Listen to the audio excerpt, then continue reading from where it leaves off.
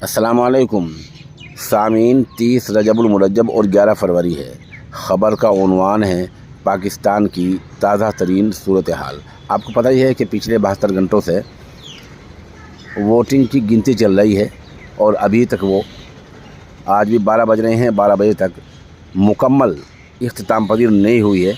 अभी भी 6 या 7 हलकों का ऐलान रुका हुआ है।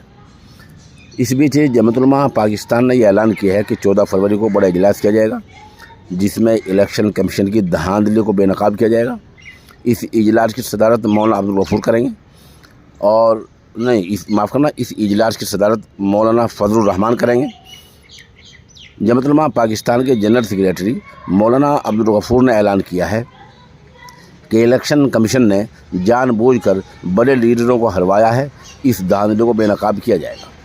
उधर पता चला है कि इमरान खान ने 24 घंटे पहले वहादतुल मुस्लिमीन नामी तंजीम से इत्तेहाद की बात कही है। उनके लोगों ने ऐसा कहा था, लेकिन अब पता चला कि वो शियों की तंजीम है, इसलिए बहुत से लोग टूटने लगे।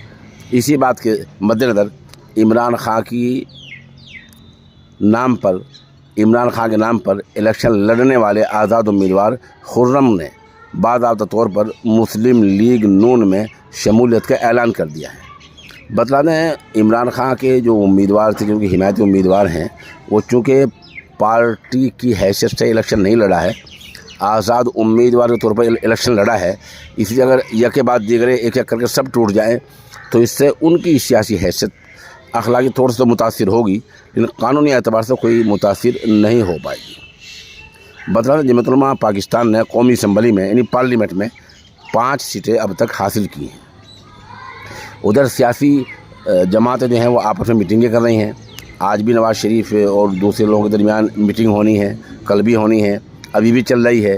तो ये मीटिंगें हो रही हैं ताकि सियासी सूरत हाल को हर पार्टी अपने हक़ में कर सके। सवाल अब भी रह जाता है कि सरकार कौन बनाएगा। ज़ाहिर सी बात है, अभी तक ये सूरत हाल वाज़े नहीं हो पाई है, क्योंकि आज़ाद उम्मीदवार भी काफ़ी हैं और नवाज़ शरीफ और बिलावल भुट्टो की पार्टी के लोग मिलकर भी काफ़ी हैं। सादा जो अक्सरियत होती है वो अभी तक ये वादा नहीं हो पाया है कि किस पार्टी को मिल रही है।